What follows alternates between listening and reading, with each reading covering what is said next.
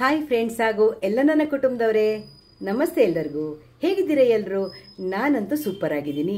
ನೀವು ಕೂಡ ನಂತರ ಸೂಪರ್ ಆಗಿದ್ದೀರಿ, ಇರ್ತೀರಿ ಅನ್ನೋದೇ ನನ್ನ ಭಾವನೆ. ಏನು ಗೊತ್ತಾ, ಈಗ ಗಂಟೆ 8:45 ಗಂಟೆ ಆಯಿತು. ನಾವು ಯಾವಾಗಲೂ ಹಾಗೆ ಅಲ್ವಾ, ಇವತ್ತು ರಾತ್ರಿ ಆಗುವ ಅಯ್ಯೋ ನಾಳೆಗೆ ಏನು ತಿಂಡಿ ಮಾಡಲಿ ಅಂತ ಯೋಚನೆ ಮಾಡ್ತಾ ಇರ್ತೀವಿ. ದೋಸೆ ಹಿಟ್ಟು ಇಡ್ಲಿ ಹಿಟ್ಟು ಮಾಡಿ ಇಟ್ಟರೆ ತಲೆ ಬಿಸಿನೇ ಇಲ್ಲ. ಮಾಡಿ ಇಡ್ಲಿಲ್ಲ ಅಂದರೆ ನಾಳೆ ಬೆಳಿಗ್ಗೆ ಏನು ತಿಂಡಿ ಮಾಡಲಿ ಅಂತ ಯೋಚನೆ ಮಾಡ್ತೀವಲ್ವಾ. ಅದಕ್ಕೆ ನಾನಿವತ್ತು ನಿಮಗೆ ದಿಢೀರಾಗಿ ಮಾಡುವಂಥದ್ದು, ದಿಢೀರ್ ಅಂದರೆ ರಾತ್ರಿ ರೆಡಿ ಮಾಡಿ ಇಟ್ಟೆ ಬೆಳಿಗ್ಗೆ ಮಾಡುವಂಥದ್ದು. ಇಷ್ಟೊತ್ತಿಗೆ ನೆನೆಸಿ ಬಿಟ್ಟರೆ ಇನ್ನೊಂದು ಗಂಟೆ ಬಿಟ್ಟು ನಾನು ರುಬ್ಬಿ ಇಟ್ಟರೆ ನಾಳೆ ಬೆಳಿಗ್ಗೆ ಮಾಡೋಕ್ಕೆ ಬರುತ್ತೆ ಅಂತ ಸ್ಪೆಷಲ್ ದೋಸೆ, ಒಂದು ಬ್ರೆಡ್ ದೋಸೆ ತೋರಿಸೋಣ. ನಮ್ಮ ಸೌತ್ ಕೇರಳದಲ್ಲಿ ಉಡುಪಿ, ಕುಂದಾಪುರ, ಮಂಗಳೂರು ಕಡೆ ಎಲ್ಲ ತುಂಬ ಫೇಮಸ್ ಈ ದೋಸೆ. ಬ್ರೆಡ್ ದೋಸೆ ನಿಮಗೆ ತೋರಿಸೋಣ ಅಂತ ನಾನು ಯೋಚನೆ ಮಾಡಿ ಈ ವಿಡಿಯೋ ಶುರು ಮಾಡಿದೆ. ಈಗ ಬನ್ನಿ, ಆ ಬ್ರೆಡ್ ದೋಸೆಗೆ ಏನೇನು ನೆನೆ ಹಾಕಬೇಕು, ಏನು ಮಾಡಬೇಕು ಅನ್ನೋದನ್ನು ನಾನು ನಿಮಗೆ ತೋರಿಸ್ಕೊಡ್ತೇನೆ. ಬನ್ನಿ, ಹಾಗಿದ್ರೆ ಸೀದಾ ಅಡುಗೆ ಮನೆಗೆ ಹೋಗೋಣ. ನಾನೀಗ ಬ್ರೆಡ್ ದೋಸೆಗೆ ಏನೇನು ಬೇಕು ಅಂತ ನಿಮಗೆ ತೋರಿಸ್ಕೊಡ್ತೇನೆ, ಬನ್ನಿ. ಈಗ ನೋಡಿ ಫ್ರೆಂಡ್ಸ್, ನಾನು 1 ಕಪ್ಪು 2 ಕಪ್ಪು ಅಕ್ಕಿ ತಗೊಂಡೆ ಅಲ್ವಾ. ಅದಕ್ಕೆ ನಾನೀಗ ನೋಡಿ 1 ಚಮಚ ಆಗುವಷ್ಟು, ನೋಡಿ ಇಷ್ಟು ಮೆಂತೆಕಾಳು ಹಾಕ್ತೀನಿ. 1 ಚಮಚ ಆಗುವಷ್ಟು ಮೆಂತೆಕಾಳು ಹಾಕಿದೆ ನಾನು. 2 ಲೋಟಕ್ಕೆ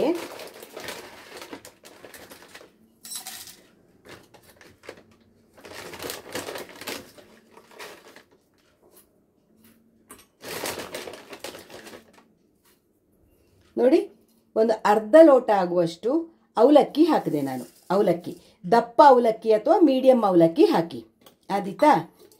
ಇಷ್ಟ ಐಟಮ್ಸು. 2 ಲೋಟ ಅಕ್ಕಿ, 1 ಚಮಚ ಮೆಂತೆ, ಅರ್ಧ ಲೋಟ ಅವಲಕ್ಕಿ, ಅರ್ಧಕ್ಕಿಂತ ಚೂರು ಜಾಸ್ತಿ, ಅರ್ಧ ಹಾಕಿದ್ರೂ ಸಾಕು. ಅವಲಕ್ಕಿ ಹಾಕಿದೆ ಅಲ್ವಾ. ಈಗ ಇದಕ್ಕೆ ನೋಡಿ ಮಜ್ಜಿಗೆ, ನಾನಿಷ್ಟು ಮಜ್ಜಿಗೆ ತಗೊಂಡು ಇಟ್ಕೊಂಡಿದ್ದೀನಿ. ಈಗ ಮೊದಲು ಏನು ಮಾಡೋಣ, 3 ಸರ್ತಿ ಚಂದ ಮಾಡಿ ತೊಳ್ಕೊಂಡು ಬರೋಣ ಇದನ್ನು. ಫಸ್ಟು ನಾನು 3-4 ಸರ್ತಿ ಇದನ್ನು ನೀಟಾಗಿ ತೊಳ್ಕೊಂಡು ಬರ್ತೀನಿ ಫಸ್ಟು.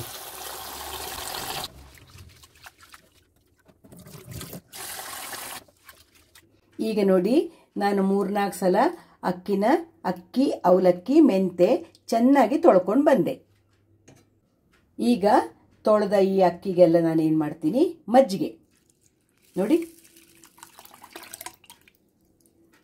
ಇಷ್ಟು ಮಜ್ಜಿಗೆ ಹಾಕಿದೆ ನಾನು. ಸ್ವಲ್ಪ ನೀರು ಹಾಕ್ತೀನಿ, ದಪ್ಪ ಮಜ್ಜಿಗೆ ಹಾಕಿದ್ದೀನಿ. ಸ್ವಲ್ಪ ನೀರು ಹಾಕಿ ನೋಡಿ, ಇದನ್ನೀಗ ನಾನು 1.5 ಗಂಟೆ ನೆನೆಯಕ್ಕೆ ಬಿಡ್ತೀನಿ. ಮಜ್ಜಿಗೆಯಲ್ಲೇ ನೆನಿಬೇಕದು, ನೆನೆಯಕ್ಕೆ ಬಿಡ್ತೀನಿ. ಆಮೇಲೆ ನಾನು ಅದನ್ನು ರುಬ್ಬಿತೀನಿ. ನೋಡಿ ಫ್ರೆಂಡ್ಸ್, 1.5 ಗಂಟೆ ನೆನೀತೀಗ ಇದು. ಇದನ್ನು ನಾನೀಗ ಮಿಕ್ಸಿಗೆ ಹಾಕಿ ರುಬ್ಬಿ ನೈಸಾಗಿ ರುಬ್ಬಿ ಇಟ್ಬಿಡೋಣ. ಬೆಳಿಗ್ಗೆ ಅದು ಚೆನ್ನಾಗಿ ಹುಳಿ ಬರುತ್ತೆ, ಆಮೇಲೆ ನಾವು ದೋಸೆ ಮಾಡೋಣ.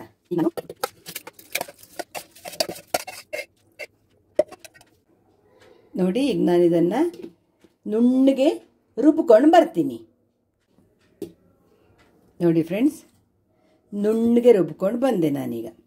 ಇದನ್ನು ಈ ಪಾತ್ರೆಗೆ ಮಾಡಿ ಪಾತ್ರೆಗೆ ಹಾಕಿ ಇದನ್ನು ಇಡೀ ರಾತ್ರಿ ನಾವು ಇಟ್ಬಿಡೋಣ ಹುಳಿ ಬರೋಕ್ಕೆ. ನಾನು ಮಿಕ್ಸಿ ಜಾರ್ ಒಂಚೂರು ತೊಳೆದು ಹಾಕ್ತೀನಿ. ಹಾಕಿಬಿಟ್ಟು ಇದನ್ನು ಹೀಗೆ ಮುಚ್ಚಿ ಬೆಳಿಗ್ಗೆವರೆಗೆ ಹುಳಿ ಬರೋಕ್ಕೆ ಬಿಡೋಣ ನಾವು. ಈಗ ನಾನು ರುಬ್ಬಿ ಇಟ್ಟೆ, ಬೆಳಿಗ್ಗಿದು ಹುಳಿ ಬಂದಿರುತ್ತೆ. ಬೆಳಿಗ್ಗೆ ದೋಸೆ ಮಾಡ್ತಾ ಮತ್ತೆ ಸಿಗೋಣ ನಾವು. ಒಳ್ಳೆ ಬ್ರೆಡ್ ದೋಸೆ ನಾನು ನಾಳೆ ಬೆಳಿಗ್ಗೆ ತೋರಿಸ್ತೀನಿ ನಿಮಗೆ. ಫ್ರೆಂಡ್ಸ್ ನೋಡಿ, ನಿನ್ನೆ ರಾತ್ರಿ ದೋಸೆಗೆ ರುಬ್ಬಿ ಇಟ್ಟಿದ್ವಲ್ವಾ, ಅದು ಹಿಟ್ಟೀಗ ರೆಡಿಯಾಗಿದೆ. ರುಚಿಗೆ ಎಷ್ಟು ಬೇಕಷ್ಟು ಉಪ್ಪು ಹಾಕ್ತೀನಿ ನಾನು. ಹಾಗೇನೆ 1 ಚಮಚ ಸಕ್ಕರೆ ಹಾಕ್ತೀನಿ. ಈಗ ಚೆನ್ನಾಗಿ ಹಿಟ್ಟು ಮಿಕ್ಸ್ ಮಾಡಿಕೊಂಡು, ಇನ್ನೂ ತುಂಬ ಚೆನ್ನಾಗಿ ಹುಳಿ ಬರುತ್ತೆ. ಬಟ್ ಈಗ ಮಳೆ ವಾತಾವರಣ, ತುಂಬ ಮಳೆ ವಾತಾವರಣ ಇರೋದಕ್ಕೆ ಇವತ್ತು ಸ್ವಲ್ಪ ಹುಳಿ ಕಮ್ಮಿ ಬಂದಿದೆ. ಇಲ್ಲ ಅಂದರೆ ಫುಲ್ ಹುಳಿ ಬಂದಿರತ್ತೆ. ಇದು ತುಂಬ ಚೆನ್ನಾಗಿ ಗುಡ್ಗುಡ್ ಹುಳಿ ಬಂದು ತುಂಬ ಗುಡ್ಗುಡಾಗತ್ತೆ. ಓಕೆ, ಇಷ್ಟು ಬಂದರೂ ದೋಸೆ ಮಾಡೋಕ್ಕೆ ತೊಂದರೆ ಇಲ್ಲ. ಈಗ ನಾವು ದೋಸೆ ಮಾಡೋಣ ಬನ್ನಿ. ಈಗ ಗ್ಯಾಸ್ ಹಚ್ಚಿ ದೋಸೆ ತವ ಇಟ್ಟೆ ನಾನು. ಕಾವಲಿ ಬಿಸಿ ಆಯಿತು. ಈಗ ನಾವು ದೋಸೆ ಹೊಯ್ಯೋಣ.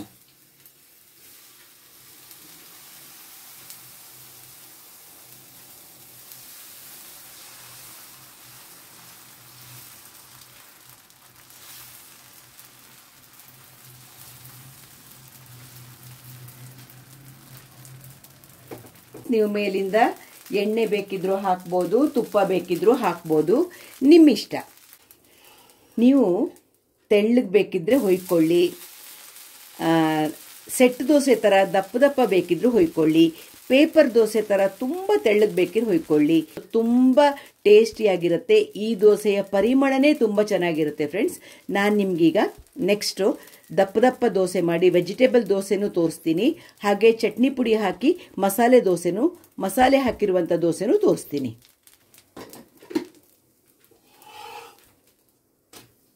ನೋಡಿ ಫ್ರೆಂಡ್ಸ್, ಎಷ್ಟು ಸಾಫ್ಟಾಗಿ ದೋಸೆ ರೆಡಿ ಆಗತ್ತೆ ಅಂದರೆ, ಈಗ ನಾವು ಸೆಟ್ ದೋಸೆ ಥರ ಹೊಯ್ತೀನಿ ನಾನು. ಸೆಟ್ ದೋಸೆ ಥರ ಹೊಯ್ದು ಅದ್ರ ಮೇಲೆ ಎಷ್ಟು ಬೇಕೋ ಅಷ್ಟು ಎಣ್ಣೆ ಹಾಕಿದೆ. ಇದ್ರ ಮೇಲೆ ನೋಡಿ ಚಟ್ನಿ ಪುಡಿ ಇದೆಯಲ್ಲ, ಚಟ್ನಿ ಪುಡಿ ಉದುರಿಸಿ ಬಿಡಬೇಕು. ನೋಡಿ ಫ್ರೆಂಡ್ಸ್ ಹೇಗೆ ಬರುತ್ತೆ ಅಂತ. ಫುಲ್ ಗೂಡಾಗಿ ತುಂಬ ಚೆನ್ನಾಗಿ ಬರುತ್ತೆ ಈ ದೋಸೆ. ಹೇಳಿದ್ನಲ್ಲ, ಎಷ್ಟು ಅದನ್ನು ವರ್ಣನೆ ಮಾಡೋಕ್ಕೆ ಸಾಧ್ಯ ಇಲ್ಲ. ಅದನ್ನು ಮಜ್ಜಿಗೆ ಎಲ್ಲ ಹಾಕಿ ನೆನೆಸುವ ಕಾರಣ ಅದರ ಪರಿಮಳನೂ ಅಷ್ಟೇ ಚೆನ್ನಾಗಿರುತ್ತೆ. ನಿಮ್ಮಿಷ್ಟ, ತುಪ್ಪ ಬೇಕಿದ್ರೆ ಹಾಕ್ಕೊಳ್ಳಿ. ಡಯಟ್ ಕಾನ್ಷಿಯಸ್ ಇರುವವರು ಸ್ವಲ್ಪ ಎಣ್ಣೆ ಹಾಕ್ಕೊಳ್ಳಿ, ನಿಮಗೆ ಬಿಟ್ಟಿದ್ದು.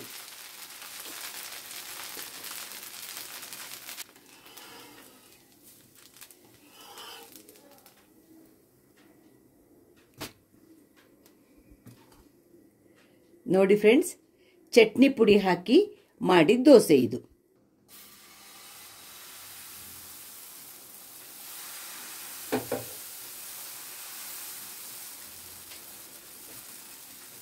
ಈಗ ನಾನು ನೋಡಿ ವೆಜಿಟೇಬಲ್ ದೋಸೆ ಮಾಡ್ತೀನಿ. ಕ್ಯಾರೆಟ್ ತುರಿ, ನಿಮ್ಗೆ ಯಾವ್ಯಾವ್ದು ಬೇಕೋ, ನಿಮ್ಮ ಹತ್ರ ಯಾವ ತರಕಾರಿ, ಆರೋಗ್ಯಕ್ಕೆ ತುಂಬ ಒಳ್ಳೇದಲ್ವಾ, ಯಾವ ತರಕಾರಿ ಇರುತ್ತೋ ಆ ಥರದನ್ನು ಹಾಕ್ಕೊಳ್ಳಿ. ನಾನು ಸ್ವಲ್ಪ ಕ್ಯಾಪ್ಸಿಕಮ್ಮು, ಈರುಳ್ಳಿ, ಕೊತ್ತಂಬರಿ ಸೊಪ್ಪು ಇಷ್ಟು ಹಾಕಿದೆ. ಇದನ್ನು ಸ್ವಲ್ಪ ಹೀಗೆ ಪ್ರೆಸ್ ಮಾಡಿ ಬಿಡಿ ಹಿಟ್ಟಲ್ಲಿ. ಯಾಕಂದರೆ ಇಲ್ಲಾಂದರೆ ಎಲ್ಲ ತರಕಾರಿ ಬಿದ್ದೋಗ್ಬಿಡತ್ತಲ್ವಾ. ಅಲ್ಲೇ ಇರುತ್ತೆ, ತವದ ಮೇಲೆ ಇರುತ್ತೆ, ಮತ್ತು ವಾಪಸ್ ತೆಗೆದು ದೋಸೆ ಮೇಲೆ ಹಾಕ್ತೀವಿ ನಾವು. ಆದರೂ ಎಷ್ಟು ಚೆನ್ನಾಗಿ ಬರುತ್ತೆ ಗೊತ್ತಾ. ಪೂರ್ತಿ ಗೂಡಾಗಿ ತುಂಬ ಸಾಫ್ಟಾಗಿ ಬರುತ್ತೆ, ತುಂಬ ರುಚಿಯಾಗೂ ಇರುತ್ತೆ. ಒಂದೊಂದು ಸಲ ಏನಾಗುತ್ತೆ ಅಂದರೆ, ತುಂಬ ಬೇಸಿಗೆ ಇದ್ದಾವಾಗ ಆಮೇಲೆ ನಾವು ಸ್ವಲ್ಪ ಬೇಗ ರುಬ್ಬಿ ಇಟ್ಟರೆ ಸಿಕ್ಕಾಪಟ್ಟೆ ಹುಳಿ ಬಂದುಬಿಡತ್ತೆ. ಆವಾಗ ನೀವು ಒಂದು 2 ಚಮಚ ಸಕ್ಕರೆ ಆ್ಯಡ್ ಮಾಡಿ ಹಿಟ್ಟಿಗೆ, ಆವಾಗ ತುಂಬ ಚೆನ್ನಾಗಾಗತ್ತೆ. ಅದು ಆ ಹುಳಿನ ಸ್ಟೆಬಿಲೈಸ್ ಮಾಡುತ್ತೆ ಸಕ್ಕರೆ ಹಾಕೋದ್ರಿಂದ. ಇವತ್ತು ನಂದೇನು ತೀರಾ ಹುಳಿ ಬರಲೇ ಇಲ್ಲ, ಹಿಟ್ಟು ಸ್ವಲ್ಪನೇ ಮೇಲೆ ಬಂದಿತ್ತು.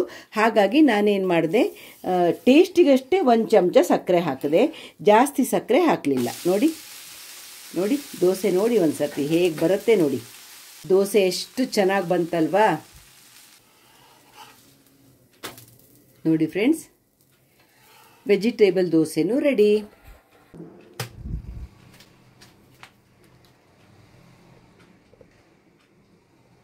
ನೋಡಿ ಫ್ರೆಂಡ್ಸ್, 3 ಥರದ ದೋಸೆ ರೆಡಿ ಆಯ್ತು. ಈಗ ಒಂದು ಪ್ಲೇನ್ ದೋಸೆ, ನೀವು ಅದನ್ನು ಎಷ್ಟು ತೆಳು ಪೇಪರ್ ಥರ ಬೇಕಿದ್ರೂ ಹೊಯ್ಕೊಳ್ಬೋದು.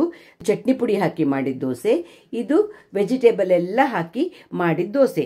ತುಂಬ ಟೇಸ್ಟಿಯಾಗಿ ಬರುತ್ತೆ. ನೀವು ಇದ್ರ ಜೊತೆಗೆ ತುಪ್ಪ ಅಥವಾ ಈ ಕಡೆ ನಾವು ಜೋನಿ ಬೆಲ್ಲ ಉಪಯೋಗಿಸ್ತೀವಲ್ವಾ, ಜೋನಿ ಬೆಲ್ಲದ ಜೊತೆ ತಿನ್ನಕ್ಕೆ ತುಂಬ ಚೆನ್ನಾಗಿರುತ್ತೆ. ಇಲ್ಲ ತೆಂಗಿನಕಾಯಿ ಚಟ್ನಿ ಜೊತೆಗೂ ನೀವು ತಿಂದರೆ ಸೂಪರ್ ಆಗಿರುತ್ತೆ. ಇವತ್ತು ನಾನು ಚಟ್ನಿ ಮಾಡಲಿಲ್ಲ, ಹೀಗೆ ಮಸಾಲೆ ಹಾಕಿದ್ದು ಮತ್ತು ವೆಜಿಟೇಬಲ್ ದೋಸೆ ಎಲ್ಲ ಮಾಡಿದ್ದೀನಲ್ವ, ಹಾಗಾಗಿ ನಾನು ಚಟ್ನಿ ಮಾಡಲಿಲ್ಲ. ನಾವು ಬೆಲ್ಲ ತುಪ್ಪ ಹಾಕ್ಕೊಂಡು ತಿಂತೀವಿ. ನೋಡಿ 3 ಥರದ ದೋಸೆ, ಸೂಪರ್ ಆಗಿರೋ ಬ್ರೇಕ್ಫಾಸ್ಟ್ ಇದು. ತುಂಬ ಚೆನ್ನಾಗಿರುತ್ತೆ. ನೀವು ಒಂದೊಂದು ಸಲ ಒಂದೊಂದು ಥರದ ದೋಸೆ ಮಾಡ್ಕೊಳ್ಬೋದು. ಒಂದು ದಿವಸ ಪ್ಲೇನ್ ದೋಸೆ ಪೇಪರ್ ಥರ ತೆಳ್ಳಗೆ ಬರುತ್ತೆ ಗರ್ಗರಿಯಾಗಿ, ಅಥವಾ ಚಟ್ನಿ ಪುಡಿ ಹಾಕೊಂಡು ದೋಸೆ ಮಾಡ್ಕೊಳ್ಬೋದು, ವೆಜಿಟೇಬಲ್ ಹಾಕೊಂಡು ದೋಸೆ ಮಾಡ್ಕೊಳ್ಬೋದು. ಯಾವ ಥರ ಬೇಕಿದ್ರೂ ಮಾಡ್ಕೊಂಡು ತಿನ್ನಿ, ಮಕ್ಕಳಿಗೂ ತುಂಬ ಇಷ್ಟ ಆಗತ್ತೆ. ಅದಕ್ಕಾಗಿ ನಾನು ನಿಮಗೆ ತೋರಿಸಿದೆ. ನಾನು ಇವತ್ತು ಚಟ್ನಿ ಮಾಡಲಿಲ್ಲ, ತೆಂಗಿನಕಾಯಿ ಚಟ್ನಿ ಜೊತೆಗೆ ತುಂಬ ಚೆನ್ನಾಗಿರುತ್ತೆ. ಕಾಯಿ ಚಟ್ನಿ ಮಾಡ್ಕೊಂಡು ತಿನ್ನಿ. ನಾನು ನಿನ್ನೆ ಸ್ವಲ್ಪ ಸಾಂಬಾರು ಇದೆ, ಹಾಗೆ ತುಪ್ಪ ಮತ್ತು ಬೆಲ್ಲ ನಾವು ಇಷ್ಟಪಡ್ತೀವಿ, ಅದನ್ನು ಹಾಕೊಂಡು ತಿಂತೀವಿ. ಹೇಗೂ ಚಟ್ನಿ ಪುಡಿ ಹಾಕಿನೂ ಮಾಡ್ತೀನಲ್ವ ದೋಸೆ, ಅದ್ರಲ್ಲಿ ಮಸಾಲೆನೂ ಸಿಕ್ಕತ್ತೆ, ವೆಜಿಟೇಬಲ್ ಇದೆ, ಎಲ್ಲ ಇದೆಯಲ್ಲ, ಹಾಗಾಗಿ ನಾನು ಚಟ್ನಿ ಮಾಡಲಿಲ್ಲ. ನೀವು ತೆಂಗಿನಕಾಯಿ ಚಟ್ನಿ ಜೊತೆಗೆ ತಿನ್ನಿ, ತುಂಬ ಸೂಪರ್ ಆಗಿರುತ್ತೆ. ಸಿಗೋಣ ಹೀಗೆ ಒಳ್ಳೊಳ್ಳೆ ವಿಡಿಯೋಗಳ ಜೊತೆ. ಶ್ಯಾಮಲಾ ಬ್ಲಾಗ್ಸ್ ಇಷ್ಟ ಆಯಿತು ಅಂದರೆ ಒಂದು ಲೈಕ್ ಮಾಡಿ, ಶೇರ್ ಮಾಡಿ, ಸಬ್ಸ್ಕ್ರೈಬ್ ಮಾಡಿ. ಸಿಗ್ತಾ ಇರೋಣ. ಬಾಯ್ ಎಲ್ಲರಿಗೂ. ನಮಸ್ತೆ.